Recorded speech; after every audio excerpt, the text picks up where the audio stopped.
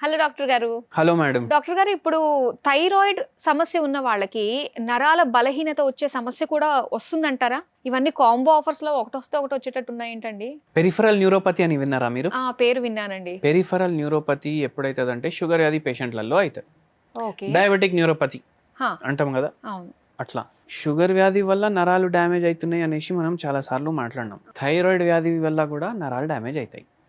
ఎట్లా అంటే ఇంకోటి నేను చెప్తాను మీకు.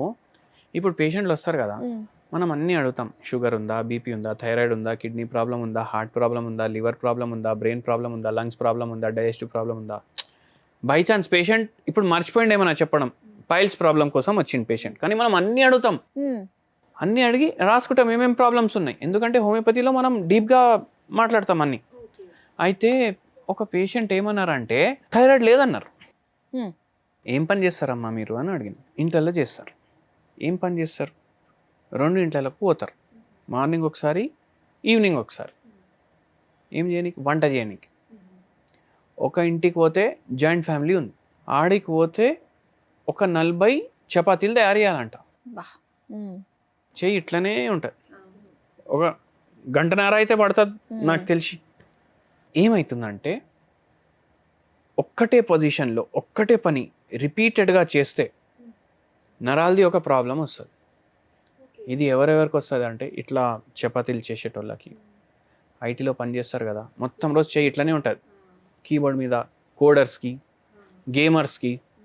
మళ్ళీ దాని తర్వాత ఈ క్యాషియర్లు ఉంటారు, క్యాష్ కంటిన్యూస్లీ కౌంట్ చేయాలి. ఇప్పుడైతే మషిన్లు వచ్చినాయి, టక్కని వేస్తారు. మషిన్లు లేకపోయినప్పుడు వాళ్ళకైతుంది. మళ్ళీ దాని తర్వాత ఇట్లా ఒకటే రిపీటెడ్ పని చేయడం వల్ల పడుకుని ఫోన్ ఇలా చేత్తో పట్టుకున్నా కూడా తిమ్మిర్లు వస్తాయి కదా. ఈ పనులతోటి ఏమవుతుందంటే ఈ రిస్ట్ ఉంది కదా, ఈ రిస్ట్ దగ్గర కింద ఒక టనల్ ఉంటుంది. టనల్ అంటే ఇట్లా రంధ్రం ఉంటుంది ఒకటి. దీంట్లోకి వెళ్ళి nerve, arteries, veins, blood supply, nerve supply అన్నీ పోతాయి. మీడియన్ నర్వ్ అనేసి ఒక నరం ఉంటుంది, అది పోతుంది. అది పోయి ఏం చేస్తుంది, ఈ చేయికి ఇంత సగం భాగంకి సప్లై చేస్తుంది అనుకోండి.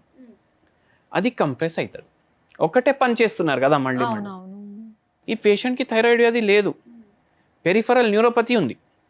అరికాల్లో మంటలు, తిమ్మిర్లు, నొప్పులు, నిల్చోనీకి ఆ రొట్టెలు కూడా చేయనీకి వస్తలేదు. మళ్ళా పైకి లాగుతుంది, మొత్తం చక్కెర వస్తుంది, కానీ ఈ భాగం టైట్ అయిపోతుంది. ఓకే, ఈ భాగం టైట్ అయిపోతుంది, దీనికి ఆపరేషన్ చేయాలనేసి కూడా చెప్పిండ్రు. ఇది టైట్ ఎందుకు అవుతుంది?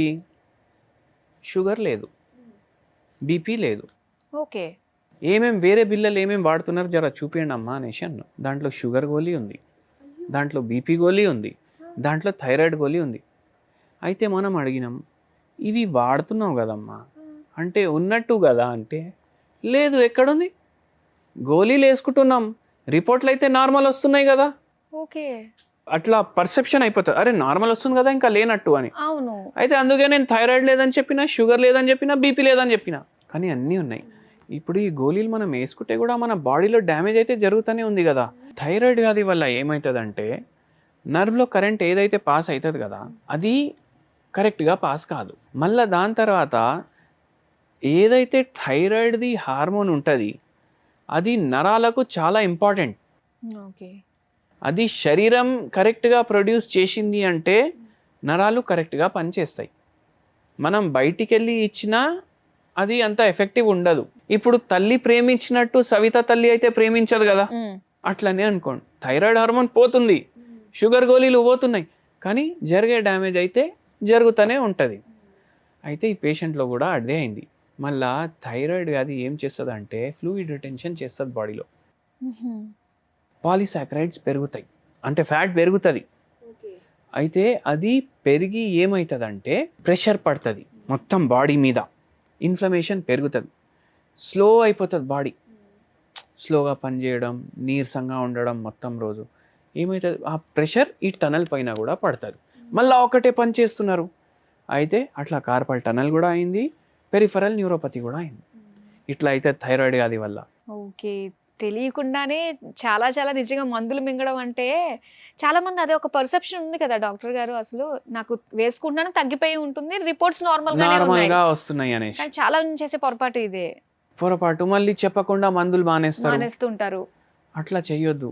చాలా అది ప్రమాదకరం అయిపోతుంది. ఓకే. అయితే మరి ఈ థైరాయిడ్, నరాల బలహీనత ఈ సమస్య ఉన్నప్పుడు మరి హోమియోపతి వాడుతూనే ఇంట్లో ఎలాంటి హోమ్ రెమెడీస్ చేసుకోవచ్చు అంటారు? ఇంట్లో ఎలాంటి హోమ్ రెమెడీస్ చేసుకోవచ్చు అంటే, ఇప్పుడు థైరాయిడ్ వ్యాధికి కూడా బెనిఫిషియల్ ఉండాలి. ఎందుకంటే బాడీలో ఇన్ఫ్లమేషన్ పెరుగుతుంది, ఫ్లూయిడ్ రిటెన్షన్ పెరుగుతుంది, మళ్ళా కిడ్నీ పైన కూడా ప్రభావం ఉంటుంది. ఇప్పుడు షుగర్ ఎట్లా ప్రభావం వేస్తుంది మొత్తం శరీరం మీద, అట్లా థైరాయిడ్ కూడా వేస్తుంది.